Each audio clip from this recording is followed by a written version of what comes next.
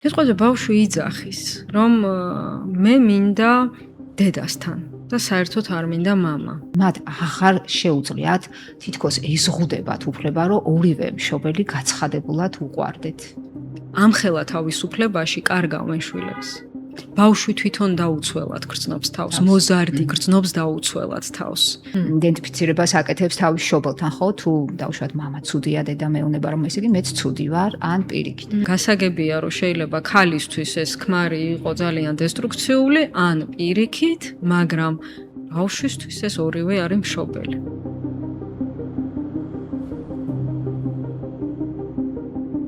როდესაც მშობლები ერთმანეთს ებრძვიან, ის დუმს, მაგრამ მისი დუმილი არ ნიშნავს, რომ სათქმელი არაფერი აქვს. ჩემო ერთგულო ან სულად შემთხვევითო მსმენელო, დღეს სტუმარს ველოდები. ამ თემაზე მარტო ვერ ვისაუბრებდი. სტუმარი საგულდაგულოდ შევარჩიე, რადგან ჩვენი საუბრის ცენტრში იქნებიან ბავშვები. დიახ, თქვენი შვილები, შვილიშვილები, მოსწავლეები ან უბრალოდ უმცროსი ადამიანები, რომლებიც ჩვენთან ერთადანაც ცხოვრობენ. ოჯახური კონფლიქტების დროს ხშირია საუბრები მშობლების უფლებებზე და ვალდებულებებზე. განიხილავენ კონფლიქტის ამოწურვის ეფექტიან გზებსაც, მაგალითად, სასამართლოს ჯობს თუ მედიაცია, მაგრამ ყველაზე დიდი კითხვის ნიშნის ქვეშ მაინც რჩება მთავარი. ვინ არის ბავშვი ამ პროცესში და რა ადგილი უკავია მის ხმას გადაწყვეტილების მიღების დროს. ამიტომ მე დღეს მინდა გესაუბროთ ბავშვზე, არა როგორც ასაკით განსაზღვრულ ადამიანზე, არამედ როგორც პიროვნებაზე, რომლის ხმაც და მონაწილეობაც განსაკუთრებით მგრძნობიარეა ოჯახური კონფლიქტების დროს. როგორც მატყობინებენ, ჩვენი ძვირფასი სტუმარიც მოვიდა. რამდენიმე წამში გაგაცნობთ ფსიქოლოგს ანკო პირველს. ანკო, დიდი მადლობა, რომ დღეს ჩემთან ხართ. პირიქით მადლობა. ძალიან საინტერესო და ძალიან გრძნობიარე თემაზე უნდა ვისაუბროთ, ეს არის ბავშვის ხმა ოჯახური კონფლიქტის დროს. მე თქვენ რამოდენიმე კითხვას დაგისვამთ, ძალიან არ გადაგღვრით, მაგრამ ეს კითხვები არის უმნიშვნელოვანესი ჩემი პროფესიის წარმომადგენლებისთვის და ასევე მშობლებისთვის და ასევე სხვა ჩვენი მსმენელებისთვისაც. სანამ უშუალოდ თემას შევეხებით, მინდა რომ ჩვენმა მაყურებელმა უკეთ გაგიცნოთ. თქვენი ამ თემისთვის შერჩევა ჩემთვის არ იყო შემთხვევითი. ეს არის იმ ადამიანების გამოხმაურების შედეგი, რომლებთანაც თქვენ დიდი პატივისცემით სარგებლობთ. თუ შეიძლება რომ წარუდგინოთ მსმენელს თქვენი თავი. მოგესალმებით. კიდევ ერთხელ დიდი მადლობა მოწვევისთვის. მე ვარ ფსიქოლოგი და ფსიქოთერაპევტი, ფსიქოანალიტიკური ორიენტაციის ფსიქოთერაპევტი. მუშაობ ბავშვებთან, მოზარდებთან და უფროსებთან. შეძლების დაგვარად ვეცდები, რომ თქვენს კითხვებს გავცე პასუხი. მაქსიმალურად ამომწურავად, თუ რამე იქნება დასასუსტებელი, დამატებითი კითხვები, რაც გექნება თან, თუ შემთხვევით რამე გაუგებრათ ვისაუბრე, აუცილებლად დამისვით დამატებითი კითხვები. მადლობა. მაშინ დავიწყოთ, რომ თანამედროვე სამართალში ყველა ვთანხმდებით იმაზე, რომ ბავშვი არ არის მხოლოდ დაუსრულებელი ზრდასრული. არც დაცვის ობიექტია და არც სრუნვის მიმღები არის. ჩვენ იურისტები ბავშვებზე საუბრობთ, როგორც უფლებების მქონე სუბიექტზე, რომელსაც გააჩნია თავისი ღირსება, ხმა და ყველაზე შესაფერისი ფორმით მონაწილეობის უფლება იმ გადაწყვეტილებებში, რომელიც მათ ცხოვრებას ეხება პირდაპირ თუ ირიბად. თუმცა ეს მონაპოვარი ბავშვებისთვის ძალიან გვიან დადგა. იცით, რომ მათი სუბიექტად აღიარება ეს არის ხანგრძლივი ისტორიული და კულტურული განვითარების შედეგი. ჯერაც დაუსრულებელი ჯერაც დაუსრულებელი, დიახ. მე მაინტერესებს თანამედროვე ფსიქოლოგიის კონტექსტში, ვინ არის ბავშვი, როგორია მისი დეფინიცია, რამდენად ემთხვევა ეს სამართლებრივ გაგებას. როგორც აღწერეთ თქვენ იურიდიული პერსპექტივიდან დანახული ბავშვი, შემიძლია ვთქვა, რომ ემთხვევა ფსიქოანალიტიკური პრიზმიდან დანახულ ბავშვის აღწერას. პირველ რიგში ბავშვი არის დამოუკიდებელი სუბიექტი. რა თქმა უნდა, ეს არ გულისხმობს ისეთ დამოუკიდებლობას, რა დამოუკიდებლობაზე შეგვიძლია ვთქვათ ზრდასრულებთან ვისაუბროთ, ზრდასრულების შესახებ, მაგრამ ის რომ ის არის პიროვნება, რომ მას აქვს უფლება, რომ მას აქვს კონდეს თავისი ხასიათი, თავისი მოთხოვნილებები და რა თქმა უნდა, მშობლები არიან კანონიერათაც და მორალურათაც ვალდებულნი, რომ თუ იღებენ ამ პასუხისმგებლობას რომ ყავდეთ ბავშვი, მას უნდა მისცენ ყველაფერი. შესაბამისად ბავშვს აქვს უფლება, რომ ყველა მისი საჭიროება დაკმაყოფილდეს და არა მხოლოდ ფიზიკური საჭიროება, რაც არის გაზრდა, რომ უბრალოდ ტანსაცმელი აქვს, საჭმელი აქვს და ჭერი აქვს თავზე. ეს არის საბაზისო და ეს საბაზისო აუცილებლად. რა თქმა უნდა, სამწუხაროდ არის შემთხვევები, როცა ესეც არა აქვთ ბავშვებს, მაგრამ ეს არ არის ყველაფერი. ეს არის ის ბაზა, რაზეც შემდგომ უნდა დაშენდეს მისი პიროვნების განვითარება.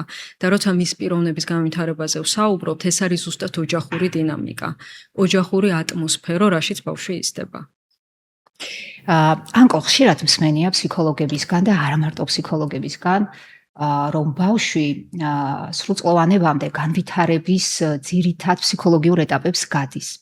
მე მაინტერესებს, რა ძირითადი ფაზებია ეს და თუ არის ისეთი ასაკობრივი ფაზები, რომელიც განსაკუთრებული სიფრთხილით გამოირჩევა ბავშვებში და საყურადღებოა როგორც მშობლების მხრიდან, ასევე ჩვენი პროფესიული წარმომადგენლების მხრიდან, რომელთანაც ჩვენი საქმიანობიდან გამომდინარე გარკვეულწილად ვიღებთ მონაწილეობას მათი ცხოვრების განსაზღვრაში. თუ რამდენად სწორად ვსვამ ახლა ამ კითხვას? აბსოლუტურად. საერთოდ, როცა ბავშვის განვითარებაზე ვსაუბრობთ, ეს არის დაწყებული მშობლების მიერ შვილის მოაზრებიდან. შემდეგ ამას მოსდევს მუცლადყოფნა და ვიცით, რომ მუცლადყოფნის პერიოდიც არის უმნიშვნელოვანესი.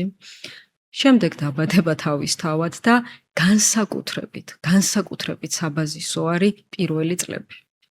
შეგვიძლია ვთქვათ, რომ იმ პირველ წლებში არის საფუძველი, არა მთლიანად, რა თქმა უნდა, იმიტომ რომ შემდგომ აქვს მოზარდობასაც ძალიან დიდი მნიშვნელობა, მაგრამ აი განსაკუთრებით 6 წლამდე, სასკოლო პერიოდამდე კრიტიკულად მნიშვნელოვანი პერიოდი არის. 3-დან 6 წლამდე, ხო? მუცლადყოფნიდან 6 წლამდე შეიძლება ასე ითქვას, იმიტომ რომ ხშირად არის გავრცელებული, ხო, არ გონიათ მშობლებს, ოჯახს, სოციუმს, რომ 3 წლის ბავშვს რაიმე აზრი მოეკითხება, ან ის რამეს იგრძნობს. მთავარი არის კონდეს რაღაცა საბაზისო მოთხოვნილებები, მაგრამ არა, ზუსტად ეგ პერიოდი არის კრიტიკულად მნიშვნელოვანი. ის თავიდან, მაგალითად, როგორ შედის ენაში, როცა მეტყველებას იწყებს, სანამ მეტყველებას დაიწყებს, ხო, ბავშვი რას აკეთებს, უსმენს, არის მსმენელი, არის გამზიარებელი, ყველაფერს იზიარებს. არ გონიათ ხოლმე ხალხს, რომ ბავშვს აქვს რაიმე ცოდნა. ბავშვმა ყველაფერი იცის. ოღონდ ეს ყველაფერი ამ ცოდნას ის არაცნობიერად ატარებს. რა თქმა უნდა, ჩვენ რო ვკითხოთ ბავშვს, ის ვერბალურად ვერ გადმოსცემს თავის სათქმელს, თავის ცოდნას ვერ გააზიარებს. ბავშვი კი არა, უფროსი ადამიანი, უფროსები ვერ ვაკეთებთ ხოლმე ხშირად ამას, მაგრამ არის ყველაფრის მატარებელი, ის დინამიკა, რაც ოჯახში ტრიალებს. ამიტომ არის კრიტიკულად მნიშვნელოვანი ეს იყოს სწორად წარმართული. მათ შორის როგორია სწორად წარმართული, რთული საკითხია და ძალიან დიდი. ინდივიდუალურია ალბათ, ხო? ინდივიდუალური რაღაც გარკვეული ესე რომ ვთქვათ, წესები, ზოგადი წესები, რომელიც მუშაობს ბავშვებთან მიმართებაში. აი ძალიან ზოგად წესებზე რო ვისაუბროთ, რა თქმა უნდა, პირველ რიგში არის სიყვარული და ზრუნვა. მაგრამ აქ არის ძალიან მნიშვნელოვანი. სიყვარული და ზრუნვა არ გულისხმობს იმას, რომ საზღვარი არ არსებობდეს ოჯახში. რომ ბავშვს არ ეხებოდეს აკრძალვა. პირიქით, აკრძალვა არის ის ნაწილი, ის წერტილი, რომელიც არის ბავშვის განვითარებისთვის, ბავშვის განვითარების ქვაკუთხედი შეიძლება ითქვას რა. იმიტომ რომ თუ აკვირდებით, აი დღევანდელობაში რო შევხედოთ, როგორ აი ადრე მაგალითად, ხო, უფრო მეტად 90-იანების, 80-იანი წლების დღევანდელი ზრდასრულები, რომლებიც მაგ დროს იყვნენ ბავშვები, ხო? მათი ძირითადი პრობლემა, რაზეც საუბრობენ, თქვათ, რაც მე ასევე პრაქტიკაში მესმის, ხო? თერაპიულ პრაქტიკაში, არის ის, რომ რამდენი რამე იყო აკრძალული, რამდენი რამე მორჩილები და ახლა შვილების მორჩილები უნდა ვიყოთ, ბავშვებიც მორჩილები ვიყავით და ჩვენ აი ესე აკრძალვაში, ამაში ვიყავით, არაფერი, თქვათ, ჩვენი ნება სად იყო, სად შემეძლო, მაგალითად, აი ესე ყველა ზრდასრული ამას ლაპარაკობს, რომ სად იყო ჩემ დროს მოზარდობის ასაკი, მე როგორ გავბედავდი რამე ჩემი მომეთხოვა და დღევანდელობაში სამწუხაროდ საპირწონეთ არის პირიქით შეზღუდვის ნაკლებობა. რაც არის მეორე უკიდურესობა ჩემი აი აზრით, ეს ძალიან საინტერესო არის, სად გადის ზღვარი აი შეზღუდვას და თავისუფლებას შორის ბავშვთან მიმართებაში. აი ეს არის ყველაზე რთული განსასაზღვრი და მშობლისთვისაც, რომ ეს შუალედი დაიჭიროს, რომ არ იყოს, რა თქმა უნდა, ბავშვი ტირანიაში და ისეთ აკრძალვებში, რომ მას განვითარებაში ხელი შეეშალოს, მაგრამ არც ის არის ასევე მისი განვითარებისთვის კარგი, რომ ყველაფრის უფლება აქვს, რომ არ არსებობს ბავშვისთვის. პირიქით, როცა არ არსებობს, შეიძლება თუ შევადარებთ ფსიქიკური განვითარების თვალსაზრისით, ეს არარსებობა გაცილებით სავალალო არის ბავშვის განვითარებისთვის, ვიდრე ეს რაღაცა სადღაც ზედმეტი შეზღუდვებიც. ამიტომ აი ამ ბალანსის დაჭერა ძალიან მნიშვნელოვანია, რომ იცოდნენ მშობლებმა. და დღევანდელობის პრობლემაც არის ეს სხვათა შორის, მინდა ვთქვა, რომ ფსიქოლოგიაშიც ეს ხედვა არ არის ერთმნიშვნელოვანი. იმიტომ რომ არის ისეთი შეხედულებები, მაგალითად, რომ ბავშვი და მოზარდი პირიქით სრული თავისუფლება უნდა მიუცეს და მან შეძლოს აირჩიოს ის, რაც უნდა. როგორ არა, არჩევანის თავისუფლება არის მნიშვნელოვანი, რომ კონდეს ბავშვსაც, მოზარდსაც და დასრულსაც, მაგრამ ამხელა თავისუფლებაში კარგავენ შვილებს. ბავშვი თვითონ დაუცველად გრძნობს თავს, მოზარდი გრძნობს დაუცველად თავს. და ამიტომ კლინიკაც დღევანდელობის მაგალითად რო დავაკვირდეთ, არის უფრო მძიმე, არის უფრო სხვანაირი.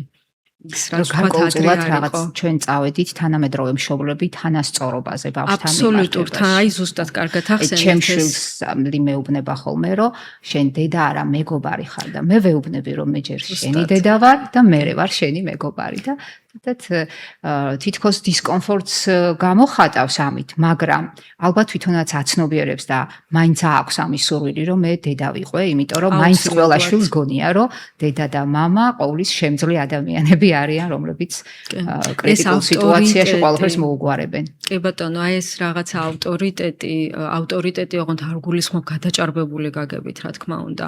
აი რაც ახსენეთ, რომ მშობელი უნდა იყოს მშობელი და არა მეგობარი, ეს არის კრიტიკულად მნიშვნელოვანი ასევე. იმიტომ რომ ბავშვს მოზარდს სჭირდება დედა, სჭირდება მამა და არა მეგობარი. მეგობარს ოჯახის გარეთაც იპოვის და საჭიროა რომ იპოვოს, რა თქმა უნდა და სოციალიზირდეს ოჯახის გარეთ. ძალიან დამაზიანებელია მაგალითად, როდესაც რომელიმე მშობელი ან ორივე ან სხვა ოჯახის წევრები ბავშვს ახвебენ თავზე თავიანთ ტვირთს. აი სიტყვაზე როცა კონფლიქტი არის. როცა გაუგებრობა არის მშობლებს შორის და აი ამ თემაზე უკვე ცალკე ვისაუბრებთ და მოდი მაშინ ჯერ მშობლებს დავამშვიდებ, რომ ბავშვის უფლებები არ ნიშნავს, რომ მშობლის ავტორიტეტი მთლიანად გაუქმებული არის, ხო? პირიქით, ბავშვის უფლებაა, რომ ყავდეს მშობელი, რომელიც დაუწესებს უსაფრთხო ჩარჩოებს. და უსაფრთხოებაში აცხოვრებს. და უსაფრთხოებაში აცხოვრებს. აი აქ დავამატებ ერთ რამეს. აი მაგალითად მე ჩემი პრაქტიკაში ხო მოსმენილი მაქვს, როდესაც ახალგაზრდა ადამიანი, რომელიც შეიძლება ცოტა ხანია რაც თინეიჯერობიდან, ასე ვთქვათ, არის გამოსული, მას თავიანთი პირით ვთქვამთ, რომ მე დაცულად თავს გრძნობდი მშობელთან, რომელსაც თავისი პოზიცია, თავისი მშობლის პოზიცია ეჭირა. შინაგან დაცულობას მიუხედავად იმისა, რომ ეს არის ყოველთვის შეტევის საგანი, რომ გამიშვიდა თავისუფლება, კი, როგორ არა ეს ყველაფერი უნდა იყოს, მაგრამ არსებობს ზღვარი, სადაც მშობელი არის მშობელი და უჭირავს მშობლის როგორც მისი დამცველის პოზიცია. არაცნობიერად შეიძლება ცნობიერად ამას უტევს ბავშვი და პირიქით თხოვს მშობელს მოითხოვს და ესეც ასე უნდა იყოს მისი განვითარებისთვის, რომ ჩამოანგრიოს მოზარდობის ასაკში მშობლების ხატი, მაგრამ ის რომ მშობელი თავის პოზიციაზე რჩება, ეს არის მისთვის უკეთესი. იმიტომ რომ ამ ტრანზიციულ პროცესს, რასაც ქვია ბავშვობიდან მოზარდობაში, მოზარდობიდან უკვე ზრდასრულობაში გადასვლა, აი აქ გრძნობს მაგ სიმყარეს, მაგ რაღაცა უკან დამჭერს, რომ უსაფრთხოდ იგრძნოს თავი ამ ყველაფერში. აი თქვენ ხა ოჯახი რამდენჯერმე ახსენეთ ანკო და ბავშვი, ანუ ვიცით რომ ესე ინდივიდუალურად და გარესამყაროსგან მოწყვეტილად არ ვითარდება და მისი პირველი გარემო არის ოჯახი, ის ატმოსფერო, სადაც ის მას ყოველდღიურად უწევს ცხოვრება, მაგრამ გარდა ამისა ასევე საზოგადოებრივი ინსტიტუციები არის, დავუშვათ საბავშვო ბაღი, სკოლა, სხვა რაც საჯარო თუ არასაჯარო აუცილებელია. დაწესებულებები, რაც ბავშვისთვის აუცილებელია. აი მე მაინტერესებს როგორი გავლენა აქვს ოჯახურ კულტურას და თუნდაც საზოგადოებრივ კულტურას ბავშვი რა გამოწვევების წინაშე დგას ბავშვი აი ამ საკომუნიკაციო სივრცეში, თანამედროვე სამყაროში. აქ არის მნიშვნელოვანი, რომ ოჯახი იყოს მომხრე იმისი, რომ ბავშვი გაცდეს ოჯახის კედლებს. ამიტომ არის მნიშვნელოვანი, რომ ბაღშიც უნდა იაროს საბავშვო ბაღში და შემდგომ სკოლაში, იმიტომ რომ ეს არის ის ადგილი, სადაც რომელიც ეხმარება ბავშვს შემდგომში ჩაეწეროს სოციუმში, გახდეს სოციოკულტურული წესრიგის ნაწილი. სოციუმის ისეთი, რომელიც შემდგომში რო გაიზრდება, იქნება პასუხისმგებელი მოქალაქე, რომელიც არ დააზიანებს სხვებს. და ისწავლონ თანაპასუხისმგებლობაში შესაბამისად პატარა ასაკიდანვე. აუცილებლად და როდესაც ხდება ისე, არის ეგეთი შემთხვევებიც სამწუხაროდ, რომ აი მაგალითად რომ მოვიყვანოთ, ცოტა ბანალურიც არის ალბათ ყველას გაუგია, როდესაც დედა არაფრით არ უშვებს სიტყვაზე თავისი კალთიდან თავის შვილს. მიკერებული ყავს და მოიაზრებს როგორც თავის ობიექტს, თავის ნარცისულ გაგრძელებას. ეს არის დამღუპველი შვილისთვის, რა თქმა უნდა. იმიტომ რომ ეს ხელს უშლის, რომ სუბიექტური საკითხი არის, ხა თქვენ ფსიქოანალიტიკურ დისკურსში გადაგყავთ, მაგრამ არის, როდესაც მაგალითად მშობელი იურისტია, როგორც მე, და შესაბამისად მშობლისთვის ბავშვის უსაფრთხოება პირველ ადგილზე არის და ჩვენი სამყარო არ არის ესეთი უსაფრთხო და შეიძლება გადაჭარბებულადაც ვაფასებთ რაღაცებს, ამიტომ გვიწევს ხოლმე უფრო მეტი კონტროლი და ზედამხედველობა ბავშვების მიმართ. აი თქვენ ამ საკითხზე რას ფიქრობთ? თუნდაც ის ანკო, რომ დაცულები არ არიან ბავშვები, როცა ქვეითა გადასასვლელზე გადადიან, რომ შეიძლება მანქანა დაეჯახონ, მათ სხვებმა წესები არ დაიცვან და ასე შემდეგ. ეს ფოთვები მშობლებში არსებობს. აი თქვენ როგორ აფასებთ ამ შემთხვევას? ბუნებრივია, რომ არსებობს, მაგრამ ცოტა ზოგადად რო ვილაპარაკოთ, საფრთხე ყველგან არსებობს. რაც არ უნდა სიტყვაზე გარემო დაცული იყოს, რაღაცა გაუთვალისწინებელის რისკი ყოველთვის არის. ამიტომ თუ მშობელი ამას მიყვა და შეეცადა, რომ ყველანაირი შესაძლო რისკი აიცილოს თავიდან, მაშინ გამოდის, რომ უნდა გამოკეტოს კედლებში და გარეთ არ გაუშვას. ეს არის კატასტროფა. ამით რეალურად ბავშვის მენტალური ჯანმრთელობა უდიდესი საფრთხის წინაშე დგება. ამიტომ ის, რასაც ჩვეულებრივ ადამიანები ვაკეთებთ, ხომ, რომ რაღაცა გაუშვათ ბავშვი, სადაც რაღაც ასაკი რომ მოსდის, თუნდაც მარტო გადაადგილება შეეძლოს, რომ ამით დამოუკიდებლობა მოიპოვოს, იმიტომ რომ ეს ხო გზა არის. ეს დამოუკიდებლობა არ დგება ერთ დღეში. ის უნარჩვევები, რაც მას დასჭირდება, რომ ავტონომიურად შემდგომში იფუნქციონიროს, ხო, ეს არ მოდის ერთ დღეში. ეს მოდის, აი შეიძლება ითქვას, აი მართლა თვეებიდან გამომდინარე. აი თქვათ რომ ავიღოთ, ხო? აი ესეთი რაღაცა შედარება რო გავაკეთოთ, ბავშვი რო ფეხს იდგავს, თუ არ დავაცადეთ რომ წაიქცეს, ხო ვერა იდგავს ფეხს. ანუ თუ ხელს არ გაუშვებთ და არ მივცემთ საშუალებას რომ ფიზიკურად გაიაროს, ის ვერასოდეს ვერ ისწავლის სიარულს. კი, რისკია შეიძლება წაიქცეს, მაგრამ რაც შეიძლება დავაზღვევთ, ხომ? რომ რაღაცა გათვალისწინებული ლოგიკურობის ფარგლებში დაზღვეული იყოს ეს რისკი, მაგრამ მთლიანად ვერ იზოლაციას ვერ გაუკეთებთ. ამიტომ აი ძალიან ისეთი ზღვარი არის. თან რთულას დასაცავი, მაგრამ თან აუცილებელი. განსაკუთრებით აი გარდატეხის ასაკში, როდესაც უკვე ბავშვები სეპარაციას იწყებენ მშობლებთან და ეწყებათ ეს ამბოხების. მაგრამ აი რო შევადაროთ, აი ძალიან ბევრ მშობელს თუ ზედმეტად აქვს თქვათ ეს ტენდენცია, რომ არ გაუშვას ბავშვი, აქ ხა რეალურად ხშირად როგორ არის, იცით, რომ მიზეზებად ხდება ხოლმე ის მართლა ობიექტური გარემოებები, რო არსებობს რისკი, ის ყველაფერი არსებობს. ხშირად ამის უკან არის ტენდენცია არაცნობიერი მშობლის, რომ ბავშვი დაიტოვოს თავის საკუთრებად. და გამართლებას უძებნის ესეთი ობიექტური რეალური მიზეზებით, რაზეც ვერ ვდაობთ, ხო? ახლა ის რომ ძალიან ბევრი საფრთხე არსებობს გარეთ და მით უმეტეს ჩვენს ქვეყანაში არ არის ისე დაცულობა, ამას ხო ვერ გავექცევით. და ხანდახან საქმე არის ზუსტად იმ ფლობელობაში, რაც მშობელს უნდა, რომ თავისი შვილის მიმართ განახორციელოს. და რთულია, მართლა რთულია. ეს ასევე მაგალითად გამოიხატება აი რო ავიღოთ, ალბათ ყველას გაგიგიათ ესეთი და გსმენიათ, როდესაც სიტყვაზე მშობელი სკოლას არ აცლის, რომ ასწავლოს ბავშვს და მისცეს განათლება. თუნდაც ეს ხანდახან მოიცავდეს რაიმე სახის რავი შეზღუდვას ან ზედმეტას თუ შენიშვნას მასწავლებელი მისცემს ბავშვს, შეიძლება მშობელი მიუვარდეს და ეს მასწავლებელი გააგდებინოს და არაფრით არ შეიძლება, იმიტომ რომ სკოლა არის და ბაღი არის ის ადგილი, სადაც მშობელმა უნდა დატოვოს სოციუმს, გარემოს უნდა მისცეს საშუალება, რომ გახადოს მისი ნაწილი.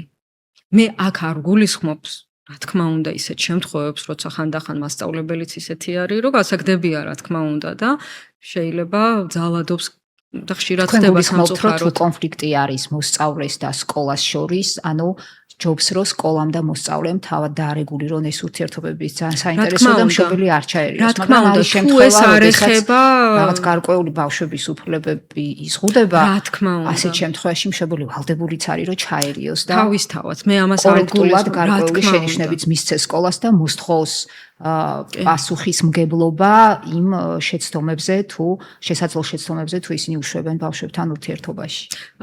რა თქმა უნდა, ეს თავისთავად იგულისხმება, მაგრამ მე ვამბობ ისეთ შემთხვევას, როცა სიტყვაზე აი უწყინარის თუნდაც რაიმე შენიშვნა ან რაიმე მოთხოვნა წაყენებული მოსწავლის მიმართ მასწავლებლებისგან, ხო? არის მშობლის მიერ გაპროტესტებული, რომ აი ესე რატო ეუბნებით, რომ რატო გააკეთოს ან რატო აიძულებს დავალება დაწეროს ხანდახან, ხო? აი რაღაცა ესეთი ისენი, რაც არ შეიცავს არანაირ უფლების შეზღუდვას ბავშვთან არც ძალადობას, ამ შემთხვევაში ზედმეტი ჩართულობა არ არის სასურველი. რომ სკოლას უნდა აცადოს მშობელმა, რომ თავისი საქმე გააკეთოს. არ გულისხმობს უსმენს. და აი სკოლაში, თუნდაც ოჯახში, სკოლაში, გარკვეულ ბაღში, გარკვეულ გამოწვევებს აწყდებიან ბავშვები, მაგალითად თუ ოჯახში ხშირად ოჯახის წევრები კონფლიქტობენ, ხო, ან ჩხუბობენ, სკოლაში თუ ბავშვები ერთმანეთს აბულინგებენ, აი ესეთ შემთხვევაში რა უნდა გაითვალისწინონ მშობლებმა? სხვათა შორის შეიძლება ითქვას, აი ყოველთვის ინდივიდუალურია ხოლმე და გააჩნია, მაგრამ აი ხანდახან არის ისეთი შემთხვევებიც, რომ სახლში იმდენად აუტანელი შეიძლება იყოს ბავშვისთვის ყოფნა, რომ სკოლა აღმოჩნდეს და ბაღის თავშესაფარი. შეიძლება აღმოჩნდეს ისეთი გულისხმიერი მასწავლებელი, რომელიც გაუგებს, მოусმენს, იზრუნებს თავისი კომპეტენციის ფარგლებში, რა თქმა უნდა და პირიქით არის კარგი თავშესაფარი. რაც შეეხება ბულინგს, ხომ? აქაც აქვს მნიშვნელობა, რომ რა ხდება. მაგალითად, ბულერი ბავშვი, რატოა ბულერი? ის ტყუილა არ არის. ანუ ეს არ არის ის საკითხი, რომ ეს ბავშვი ცუდია და ეს ბავშვი ბოროტია. ამიტომ მშობლებმა და პედაგოგებმა რა თქმა უნდა, როგორც შეაფასონ ესე, რომ ეს ცუდი ბავშვია, არანაირად, იმიტომ რომ იმ ბულერ ბავშვს უჭირს რომ ამას აკეთებს სინამდვილეში. გავიგოთ მიზეზები. გავიგოთ მიზეზები, რატო არის. ხშირად ეს შეიძლება უკავშირდებოდეს ის, რასაც თვითონ გრძნობს ოჯახში და ვერ უკეთებს კონტეინირებას და იმ ძალადობას, რასაც მშობლებისგან გრძნობს, იმისათვის, რომ ზემოქმედებისგან თავი დაიცვას, მიდის და სხვა ბავშვს ჩაგრავს. ამიტომ ერთნაირად მნიშვნელოვანი არის ბულერი ბავშვის მიღმა რა ხდება, მის ფსიქიკურ ცხოვრებაში რა ხდება და რატო სჭირდება რომ ამას აკეთებს და რა თქმა უნდა, აქეთ ამხარეს ბავშვი, რომელიც არის ბულინგის მსხვერპლი. რომ ამას როგორ მოხდეს ამ მეორე ბავშვის დაცვა. და მაგალითად რა ხდება, რატო ვერ იცავს ნეტავ თვითონ თავს. ეს განსაკუთრებით ალბათ ისეთ შემთხვევაშია, როცა ოჯახურ კონფლიქტებს აქვს ადგილი და გარკვეულწილად ოჯახის წევრები ერთმანეთზე ძალადობენ, ან თუნდაც ფიზიკურად. კი ბატონო, ბულინგი არ საიდან არ მოდის. ბულინგს აქვს ყოველთვის თავისი საფუძველი, საიდანაც მომდინარეობს. ასევე მაგალითად ბავშვი ან მოზარდი რომელიც სიტყვაზე რაღაცა ისეთი მიუღებელი ქცევები აქვს სკოლისთვის, რომელიც აშავებს ბევრ რამეს, ხომ? ამასაც აქვს თავისი მიზეზი. და აქ ყოველთვის მნიშვნელოვანია გავიგოთ რა ხდება, გავიგოთ რა ტკივა და რა აწუხებს ამ ბავშვს. ან აქვს უფრო კიდე საშიში ძალადობრივი ქცევა. საშიში ძალადობრივი ქცევა ამის მიღმაც არის, რომ რატომ სჭირდება, იმიტომ რომ ესე ის ხო არ დაბადებულა ამისთვის, ის ხო არ დაბადებულა რაღაცა ესეთი ტენდენციით, ის ხო ცუდი არ არის.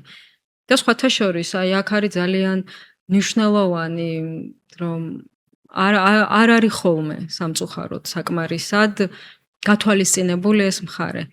რომ ეს დრო სიტყვაზე მოზარდი, თქვა თუ არის ისეთ ასაკში, რომ რაღაცა გავაქანოს და სადმე გამოვკეტოთ, ეს არ არის გამოსავალი. გამოსავალი არის გავიგოთ რა ხდება. გავიგოთ კომპლექსურად სამუშაო საკითხი არის, პედაგოგები, მშობელი, ფსიქოლოგი. კი, რომელიც რა თქმა უნდა უფრო რთული არის ასეთი მიდგომა, მაგრამ საჭირო ეს მუშაობს. მაინც საბოლოოდ შეიძლება უმეტესწილად შეიძლება ვცდები, ან უმეტესწილად არა კიდეც, იმიტომ რომ თანამედროვე სამყაროში სხვადასხვა გამოწვევები არის. შეიძლება ოჯახურ, როგორც თქვი, ოჯახურ კონფლიქტამდე მივიდეთ. აღმოვაჩინოთ, რომ ოჯახში კონფლიქტია და ბავშვები ამ ყველაფრის შემსწრენი ამ არიან. ყველაფრის მარტო მოწმეები არ არიან. ხო, ამ ყველაფერს შინაგანად განიცდიან. აი მე მაინტერესებს ბავშვის ცნობიერებაში როგორ ყალიბდება ეს მტკივნეული სიტუაცია და გარკვეულ ასაკობრივ ფაზებში როგორ შემოდის მშობლების კონფლიქტი მათ ცნობიერებაში, აი გარკვეულ ასაკობრივი ფაზების მიხედვით. და განსაკუთრებით შემდგომ მშობლების დაშორებას როგორ განიცდიან ისინი. და რა უნდა გაითვალისწინონ მშობლებმა ესეთ დროს. რომ კონფლიქტებს ვერ აცდებით. კონფლიქტი არის ნორმალური, თუ შესაბამისი ფორმა აქვს და არ აზიანებს მნიშვნელოვან ღირებულებებს და მათ შორის ყველაზე მეტად ბავშვს და ბავშვის საუკეთესო ინტერესებს. რა თქმა უნდა, მეცაც გეტყვით, ახლა ოჯახში, სადაც წყვილს შორის არანაირი კონფლიქტი არ არსებობს, მე ამ კონფლიქტს ვიძახი, რა თქმა უნდა, კონსტრუქციული გზით მოგვარებულს და არა ძალადობრივით. ეს უფრო დიდ კითხვის ნიშანს იწვევს. რომ რატოა ესეთი განსაკუთრებული სიმშვიდე და სიწყნარე, ესეთი სიცივე სინამდვილეში, რა ხდება მანდ? ამიტომ კონფლიქტი, როგორც თქვით, ძალიან ნორმალური მოვლენაა, მეტიც საჭიროც.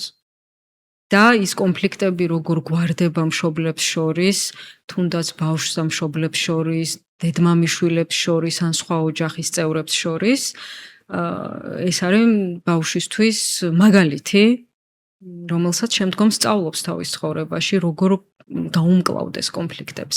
და რა შეიძლება ბავშვისთვის მეტად მტკივნეული, ის კი არ არის, რომ დაუშვათ მშობლები ერთმანეთს შორდებიან, ის თუ რა ფორმით შორდებიან და შემდგომ რა ფორმით აგრძელებენ ისინი კომუნიკაციას. რა თქმა უნდა, აი რაც კითხვა რასაც ეხებოდა, რომ აი როგორი ფაზები არის, ასე სტრუქტურულად ვერ დავყოფთ, იმიტომ რომ აქაც არის ძალიან ინდივიდუალური, რა ხდება ოჯახურ დინამიკაში.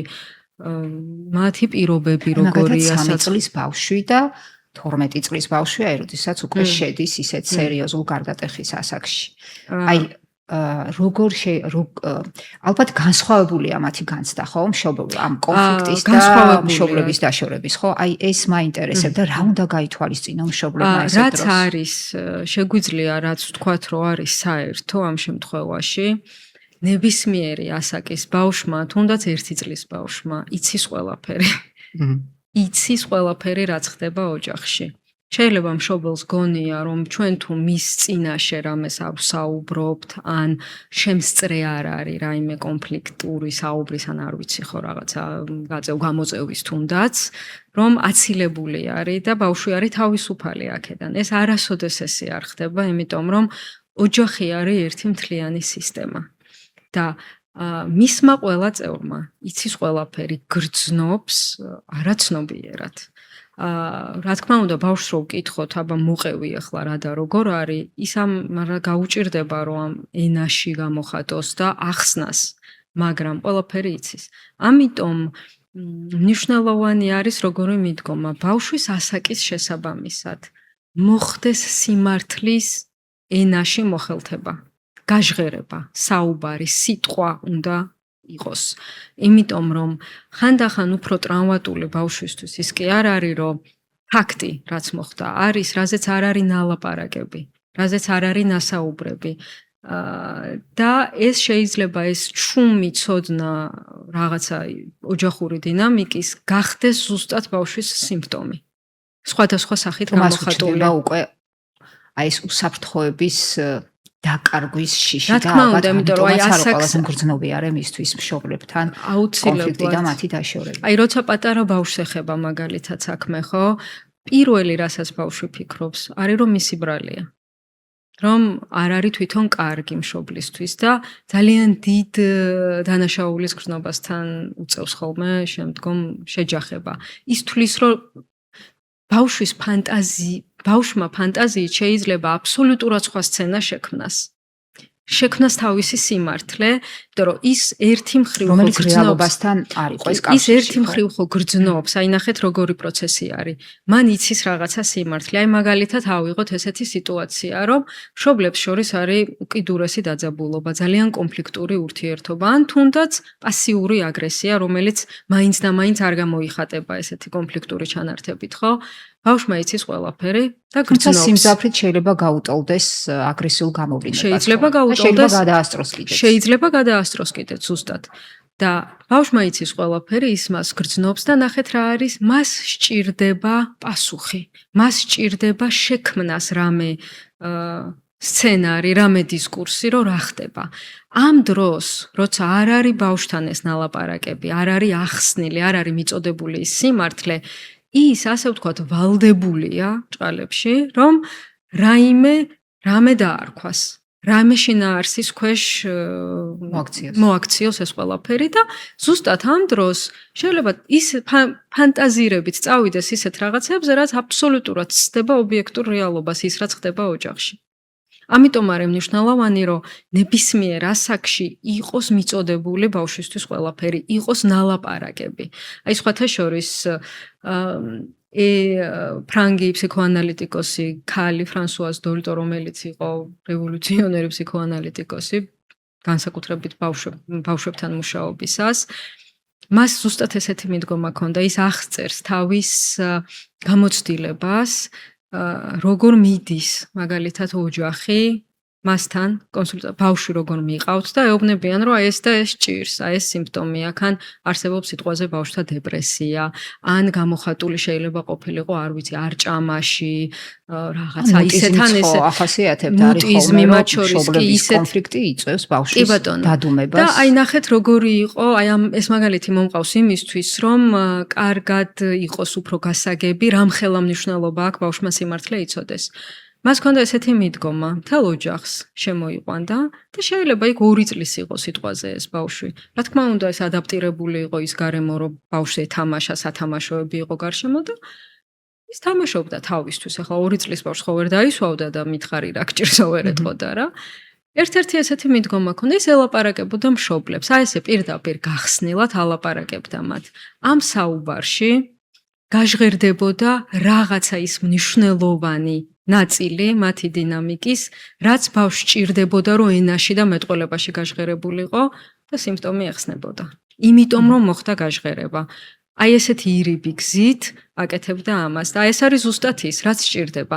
ოღონდ აქ არის მთავარი, რა თქმა უნდა, რომ ეს მიწოდება მოხდეს ასაკის შესაბამისად. ვერ ვეტყვით 5 წლის ბავშვს, მაგალითად იმ მიზეზებს, რა მიზეზითაც შეიძლება რომ მშობლები შორდებოდნენ. მისთვის ადაპტირებული გზით, მაგრამ აუცილებლად ნათქვამი და მიწოდებული. მაგრამ მშობლების ქცევა არააგრესიული და ცივილური დამოკიდებულება ერთმანეთთან ესეც გარკვეული სიტყვაა, რომ ბავშვმა სტაბილურად იგრძნოს თავი. თავისთავად, რა თქმა უნდა. იმიტომ რომ ამ დროს სრულ კატასტროფას განიცდის ბავშვი. აქ შეიძლება მოხდეს ისე, რომ მაგალითად ერთ-ერთი მშობლის დაცვა დაიწყოს. ხო, აი ეგ ძალიან საინტერესო თემა არის. აი ერთ-ერთი მშობლის დაცვა დაიწყოს იმ შემთხვევაში, თუ მეორე მშობელი აუგად მოიხსენიებს ამ მშობელს და ან პირიქით, იმიტომ რომ ბავშვი მაინც იდენტიფიცირებას აკეთებს თავის მშობელთან, ხო? თუ დავუშვათ მამა ცუდია, დედა მეუბნება რომ ესე იგი მეც ცუდი ვარ, ან პირიქით. აი აქაც ეს დიდი შეცდომები, რასაც მშობლები ძალიან დიდი, არაფრით არ შეიძლება ბავშვთან არც ერთ ასაკში, არც პატარასთან და არც შემდგომ მოზარდთან და არც ზრდასრულთან, იმიტომ რომ ხო არის ესეთი შემთხვევებიც, რომ შეიძლება შვილი ზრდასრულია, როცა მშობლები შორდებიან, ხო? გალანძღვა ერთმანეთის. იმიტომ რომ გასაგებია, რომ შეიძლება ქალისთვის ეს ქმარი იყო ძალიან დესტრუქციული, ან პირიქით, მაგრამ ბავშვისთვის ეს ორივე არის მშობელი. ამიტომ რაღაცა წინს წრება, რომ მოახვიოს თავზე და თავისი პრიზმით შეახედოს ერთ-ერთმა მშობელმა თუ როგორი ცუდია მეორე, ძალიან დიდ მავნებლობას აკეთებს და უზარმაზარ ტვირთს კიდებს მხრებზე ბავშვს ამით. აი დაცვაზე რაც ვახსენე, ხო, როგორ შეიძლება ეს იყოს გამოხატული, ვთქვათ რა. შეიძლება გარეთ გასვლა აღარ უნდოდეს. შეიძლება მეგობრებთან, ასაკსაც გააჩნია, ხო, პატარას ახლა ესე არა აქ აქტიური სოციალური ცხოვრება, მაგრამ შეიძლება ბაღში წასვლა გააპროტესტოს. შეიძლება ავად გახდომა დაიწყოს არაცნობიერად, რომ სახლში დარჩეს. ამ ერთ მშობელთან იყოს, რომ არ დატოვოს. და აკონტროლოს სიტუაცია თავისი უნარების მიხედვით და როგორ შეუძლია ისე აკეთებს ასაკის შესაბამისად. ანკო, ეს ერთი კიდე ძალიან მნიშვნელოვანი გამოწვევა, რაც ჩემს პროფესიულ საქმიანობაშიც დავაკვირდი, რომ ეს არის ლოიალობის კონფლიქტი, ანუ ერთგულების კონფლიქტი, როცა მშობლები შორდებიან ერთმანეთს და ექნებათ ისეთი გარემო ბავშვებს, რომ მათ აღარ შეუძლიათ თითქოს ეზღუდებათ უფლება, რომ ორივე მშობელი გაცხადებულად უყვარდეთ. და უნდა აირჩიონ ერთ-ერთ. აი და ეს არის მშობლის რომ ვისაუბროთ და იმ შეცდომებზე, რასაც მშობლები ასე დროს ბავშვებთან ესეც არის მშობლებისგან წამოსული, იმიტომ რომ შეიძლება ეს არ იყოს პირდაპირი სიტყვებით ნათქვამი მშობლის მხრიდან, რომ არ წახვიდე, ვთქვათ, ან დედასთან, ან მამასთან, ხო? და აი არ იყოს ესე პირდაპირ მიწოდებული, მაგრამ ირიბად, ქცევით, მეორე მშობლის მოხსენიებით, სხვასთან საუბრით, თქვა სხვა ოჯახის წევრებთან, ამით ბავშვი აიძულონ, რომ მართლა ესეთი არჩევა გააკეთონ, იმიტომ რომ ამ დროს ბავშვისთვის რატოა რთული? მას უნდა მეორე მშობელი, მაგრამ მაგალითად დედას ან მამას არ უნდა რომ აწყენინოს ამით. და სწირავენ, რომ ძალიან დიდი ბრალის გრძნობის წინაშე დადგეს. რომ მე თუ ამას ავირჩევ, ესე იგი მეორეს ეწყინება. ან თუ წავალ და მასთან დავრჩები, ან შაბათ-კვირას გავატარებ მაგალითად, ან რაიმე ესე. და ამიტომ ვინ ზარალდება, ისევ ბავშვი. კიდე ერთი საინტერესო კითხვა, რაც ასევე ჩემ პროფესიულ გამოწვევაში მქონია, ეს არის ბავშვები განსხვავებული განვითარების უნარების საკომუნიკაციოთ და ხარდაჭერის საჭიროებებით. აი, აქ რა სიტუაცია გვაქვს, როცა როგორ აღიქვამენ ისინი მშობლების დაშორებას? აქაც გააჩნია რა სირთულის და რა პრობლემის წინაშე არის, მაგრამ აქაც იგივე ისინიც აღიქვამენ ყველაფერს და ყველაფერი ესმით და ეს არ ნიშნავს, რომ მათი რესურსების შესაბამისად არ უნდა იყოს მიწოდებული. ყველაფერი მათ ხო აქვთ თავიანთი რუტინა ცხოვრების, მაგალითად ვთქვათ, აუტისტური სპექტრის მიმართულებით ბავშვები და ასევე სხვა. აი, ესენი როგორ განიცდიან ბავშვები ესეთ დროს და აი მშობლებმა რა უნდა შეამჩნიონ ბავშვებში, რომ აი შეიძლება რაღაც თავიანთი განსაზღვრული, ესე რომ ვთქვათ, რუტინა ბავშვებს ერღვევათ და მათი ეს სტაბილურობის მოშლა შეიძლება ამ სტაბილურობის მოშლამ შეიძლება მათ განვითარებაზე სერიოზული კვალი დატოვოს, ხო? მაგრამ აი აქაც არის, ხო, ანუ ხანდახან შეიძლება ოჯახური დინამიკა ისეთი დესტრუქციული იყოს, რომ პირიქით ბავშვისთვისაც იყოს უფრო სასარგებლო, რომ ეს ოჯახი დაიშალოს. არის, ვიცით, ესეთი შემთხვევები არის. ადამიანები, ძალიან ბევრი ზრდასრული ადამიანი იძახის, რომ ნეტავ ერთად არ ყოფილიყვნენ, არ ვუყურებდი მაინც ამდენ დესტრუქციას სახლში. რატომ არ დაშორდნენ, მაგალითად, რატომ არ დაშორდა დედა მოძალადე მამას, ან რაღაცა ვთქვათ პირიქით, რომ მამა რატომ არ დაშორდა დედას, ხო? ამიტომ თუ არის ესეთი სიტუაცია, ხანდახან არის გარდაუვალი, ხო? დაშორება. და დაშორება ხო არ არის მარტო ის, რომ რაღაცა მაინც და მაინც ჰიპერდესტრუქციული უნდა ხდებოდეს, ხანდახან არის, რომ წყვილს უბრალოდ აღარ შეუძლია ერთად ყოფნა, შეიძლება ადგილი არა აქვს რაღაცა ძალადობას და ლეწვამტრევას, მაგრამ უბრალოდ აღარ გამოსდით, ხო? აღარ აქვს საერთო ინტერესები. ხო, ესეთებიც ხდება და არის რომ რაღაცა არის ხოლმე გარდაუვალი. და რაც არის გარდაუვალი აქ არის მნიშვნელოვანი, როგორ მოვახდინოთ მე ადაპტაცია, როგორ დავეხმაროთ ბავშვს, რომ ადაპტირდეს ახალ რეალობაში. და ის მაგალითად, როცა აუტიზმს ეხება საქმე, ან კიდევ თქვა სხვა რაიმე სახის მენტალურ პრობლემას, ხო? აქაც არის მნიშვნელოვანი, ვთქვათ, ჩართულობა სიტყვაზე აუტისტი ბავშვი, როგორც წესი, დადის თავის თერაპიაზე. და რაღაც ესეთი საერთო შეთანხმებით და საერთო ადაპტაციის გზებით უნდა მოხდეს. შეიძლება არა, რა თქმა უნდა, არ არის ისეთი ადვილი, როგორც თქვათ, ტიპური განვითარების ბავშვებთან იქნება, მაგრამ გზა ყოველთვის მოიძებნება. მეც რა მიმართულებით გითხეთ, აი, როდესაც მაგალითად მშობლებს შორის ურთიერთობა არ გამოდის და ბავშვი რჩება უმეტესად და ასე დროს დედასთან რჩება ხოლმე უმეტესად და ბავშვებს აქვთ თავიანთი განსაკუთრებული ესე რომ ვთქვათ გაწერილი აი ჩვევები ხო რამდენად სწორად საუბრობთ აი აუტისტური სპექტრის მქონე ბავშვები და ასევე სხვა. და მეორე მშობელი ხშირად არ ჩნდება, იმიტომ კი არა რომ მაგალითად არ უნდა ბავშვის ნახვა, იმიტომ რომ მეუღლესთან კონფლიქტია და არ სურს მასთან ერთად ერთ სივრცეში ყოფნა.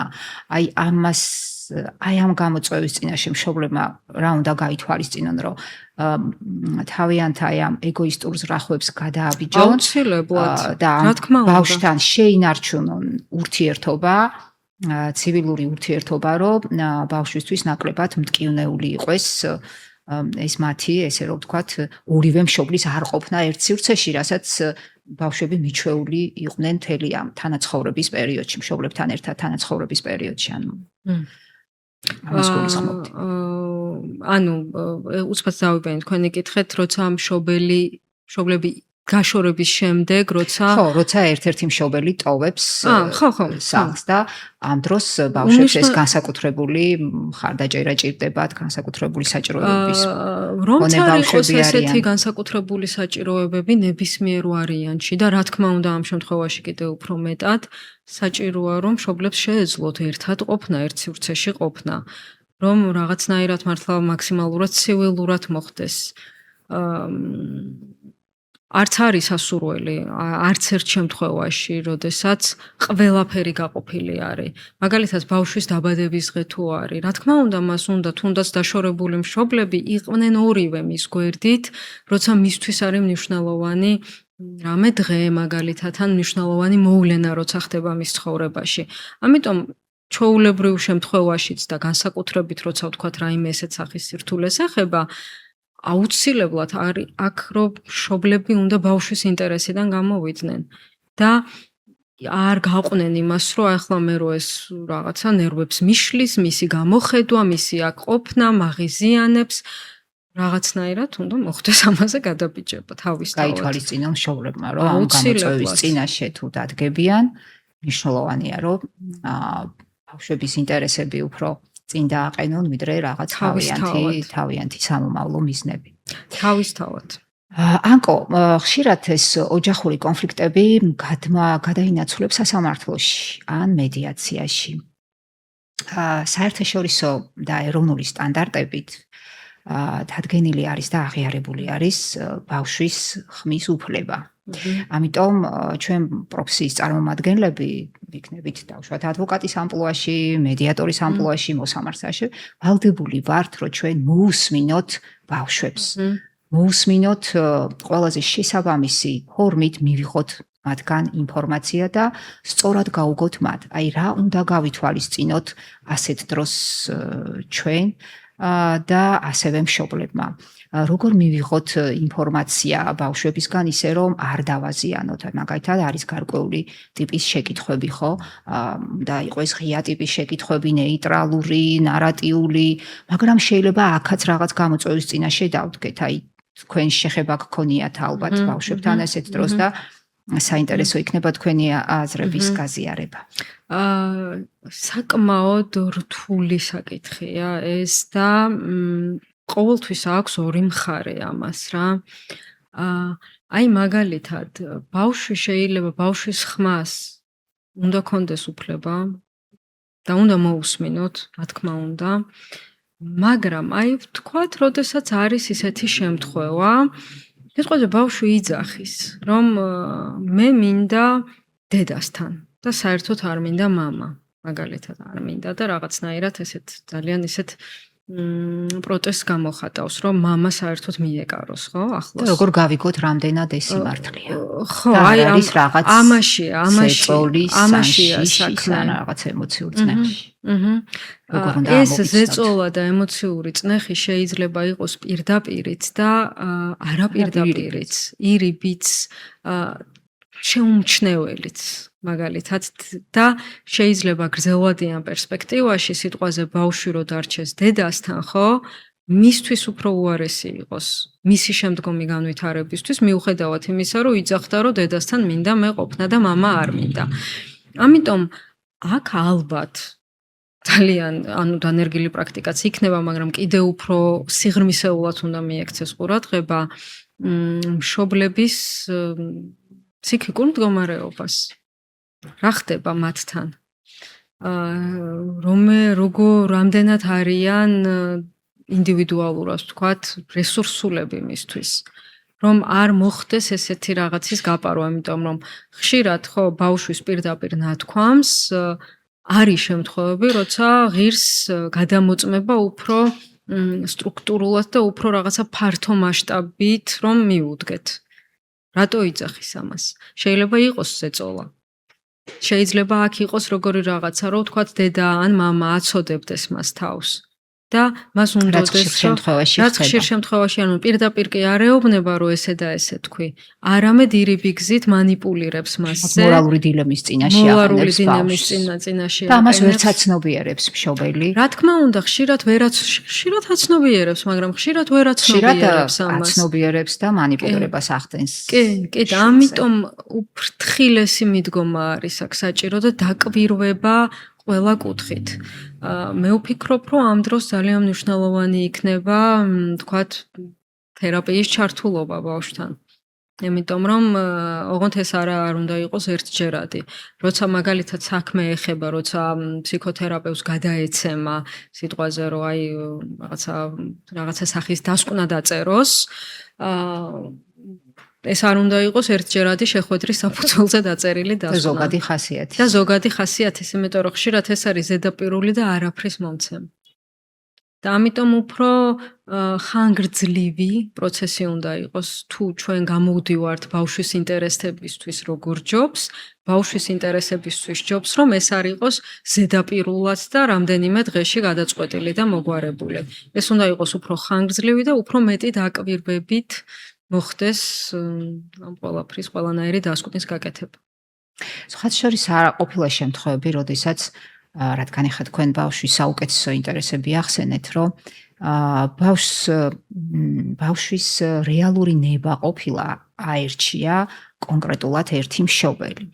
მაგრამ ჩვენ იურისტებს დავფიქრებულ ვართ იურისტები იმაზე, რამდენად შეესაბამება მის საუკეთესო ინტერესებს და ჩვენი მთავარი გამოწვევა და დიდი პასუხისმგებლობა არის ის, რომ ჩვენი საქმიანობა, რომელიც ეხება, ესე რომ ვთქვათ, ბავშვის ცხოვრების გარკვეულწილად რაღაც განსაზღვრას, რომ ვიხემძღვანელობთ ამ მნიშვნელოვანესი პრინციპით, ეს არის ბავშვის საუკეთესო ინტერესები. აი თქვენ თუ გქონიათ პრაქტიკაში რაღაც ესეთი შემთხვევები? და როგორ გამკლავები ხართ ამას? აი როგორ უნდა აუხსნათ ბავშვს? მაგალითად, რომ დავაბალანსოთ ეს საკითხი. იცით როგორ არის? რა თქმა უნდა მქონია და ბავშვს როგორ აუხსნათ? არ არის ყოველთვის აქ საქმე, რომ ბავშვს რაღაცა დავაჯეროთ. სიტყვაზე ვიძახი რა. ბავშვს მაგალითად შეიძლება არ უნდადეს სკოლაში წასვლა. არ მინდა იძახის. მისი საუკეთესო ინტერესისთვის რა არის? დავტოვოთ სკოლის გარეშე, თუ მაინც გაუშვათ რაღაცნაირად სკოლაში. ბავშვს ისიც არ უნდა სიტყვაზე, რომ ზუზუსტი კვებას თავი დაანებოს, ხო? მაშინ მიუყვეთ და მთელი ცხოვრება ჭამოს ზუზუ და რეალურად კატასტროფა იყოს ეს მისი განვითარებისთვის, ხო? როგორც ასევე არ უნდა ბავშვს და ბაღში არ წავიდეს, არ უნდა. ეხა ესე ვერა, ხო? და დავიწყოთ გარკვევა მიზეზების, ხო, რა რატო თქმა უნდა, დაკარგა ამიტომ სურვილი ბავშვმა სკოლაში წასვლის. ხო, ანუ შეიძლება სხვადასხვა გვარი შფოთვა არის, სხვადასხვანაირი შიში არის, სხვადასხვანაირი, არ ვიცი, შეიძლება ტრავმატული გამოცდილება არის, ბევრი მიზეზი შეიძლება არსებობდეს, თქვათ, ბავშვს რატო არ უნდა სკოლაში წასვლა, მაგრამ აი ეს მაგალითი ახლა რო აქ გადმოვიტანოთ, ხო? მისი საუკეთესო ინტერესისთვის არ იქნება, რომ კი განათლების გარეშე დავტოვოთ და გამოვკეტოთ სახლში, მიუხედავად იმისა, რომ შეიძლება ის იძახდეს, რომ არა, მე სახლში ყოფნა მინდა. იგივენაირად არის აქ, ამ შემთხვევაშიც, ხო? გასაკეთებელი, რომ კარგად მოხდეს შეფასება. არა მხოლოდ დღევანდელობაში, არამედ თქვათ მომავალშიც გავიხედოთ რა როგორ შეიძლება განვითარდეს.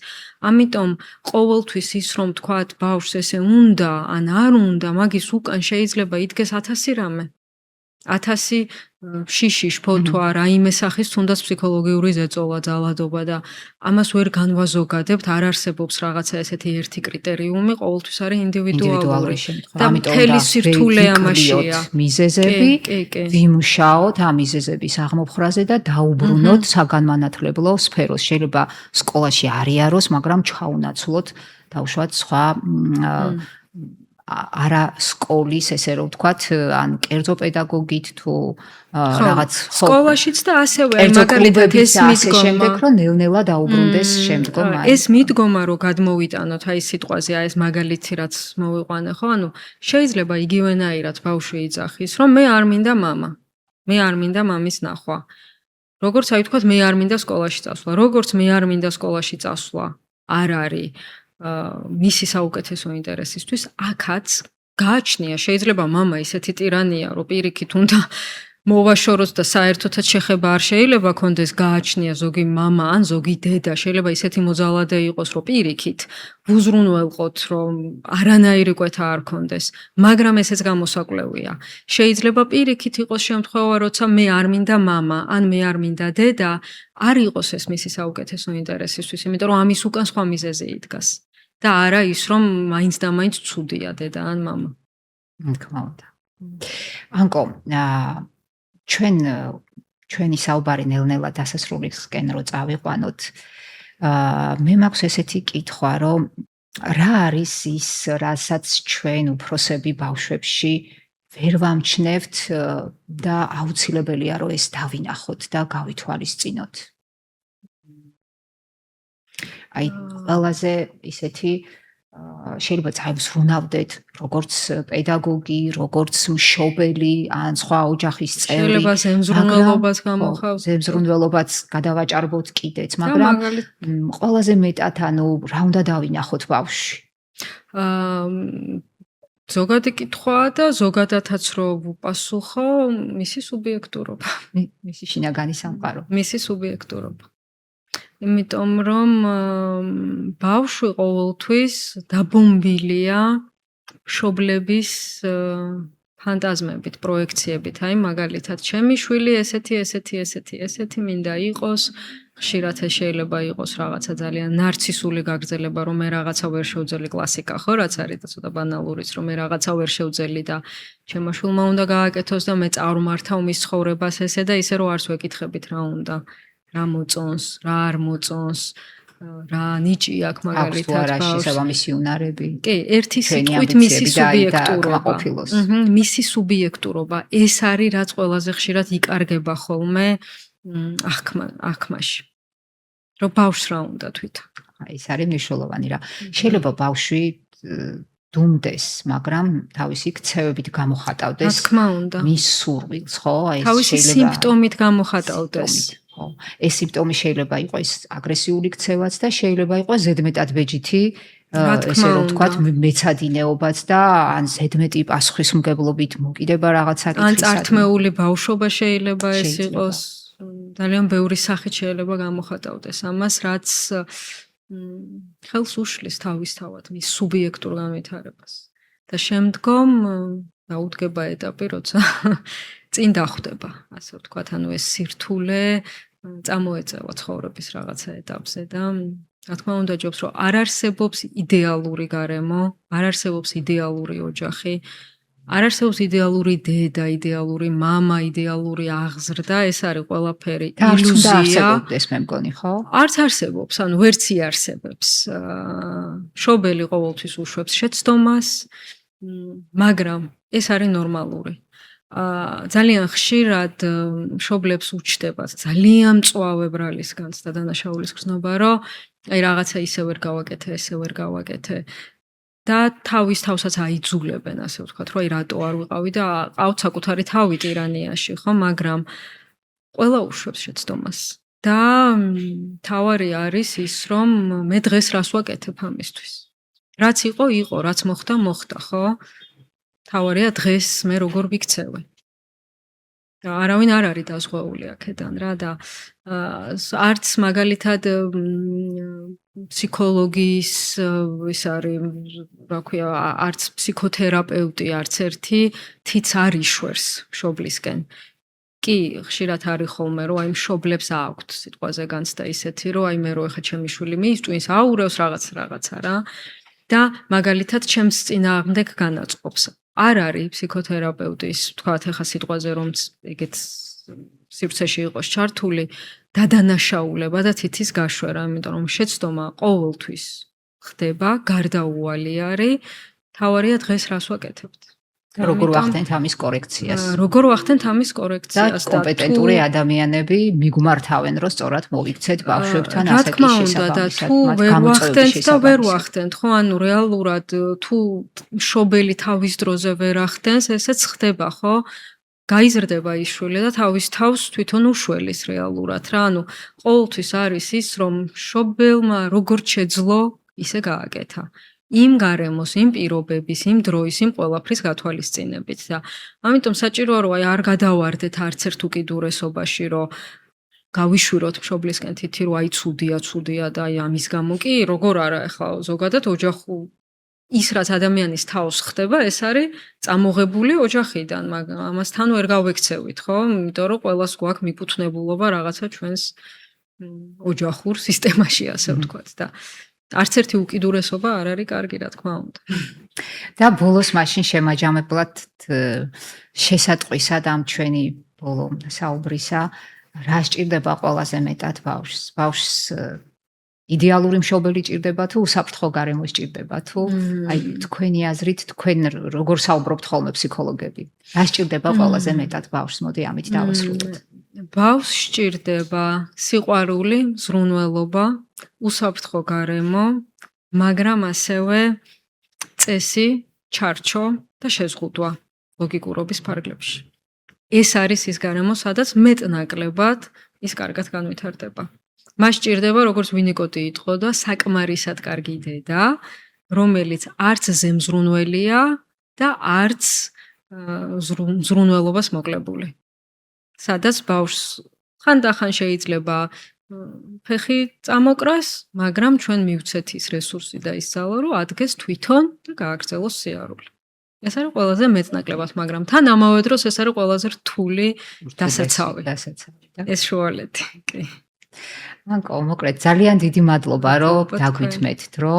ძალიან საინტერესო იყო ჩემთვის, როგორც იურისტისთვის, ადვოკატისთვის, სასამართლო კერძო მედიატორისთვის, თქვენი ამ ძვირფასი აზრების გაზიარება და მოკლედ დაგემშვიდობებით დღეს. დიდი მადლობა და დაგემშვიდობებით. ანკოსთან საუბარმა კიდევ ერთხელ დაგვანახა, რომ ოჯახური კონფლიქტის დროს ბავშვი არც დავის მხარეა, არც მტკიცებულება და არც ვალდებული აირჩიოს დედა თუ მამა. ბავშვს აქვს უფლება იყოს მოსმენილი. მისი აზრი მნიშვნელოვანია და ასაკის და სიმწიფის შესაბამისად უნდა იყოს გათვალისწინებული. მაგრამ ეს არ ნიშნავს, რომ გადაწყვეტილებას ბავშვი უნდა იღებდეს. საბოლოო პასუხისმგებლობა ყოველთვის უფროსებს ეკისრებათ. მათ უნდა შეძლონ საკუთარი კონფლიქტის განცალკევება ბავშვის ინტერესებისგან, რომ ბავშვი იმ ტვირთის ქვეშ არ აღმოჩნდეს, რომელიც მას არ ეკუთვნის. ამ პროცესში განსაკუთრებით მნიშვნელოვანია ისეთი გზების გამოყენება, რომლებიც კონფლიქტს არ ამძაფრებს და ბავშვს ზედმეტი ემოციური ზიანისგან იცავს. მედიაცია სწორედ ასეთი სივრცეა, სადაც მშობლებს შეუძლიათ დიალოგი წარმართონ უსაფრთხო, ნეიტრალურ გარემოში, კონფლიქტის გამწვავების გარეშე და ბავშვის საუკეთესო ინტერესების გათვალისწინებით. დაიმახსოვრეთ, ბავშვის ცხოვრებაში ყველაზე ღრმა კვალს ტოვებს არა თავად კონფლიქტი, არამედ ის, შეძლეს თუ არა უფროსებმა დაეცვათ მისი ბავშვობა.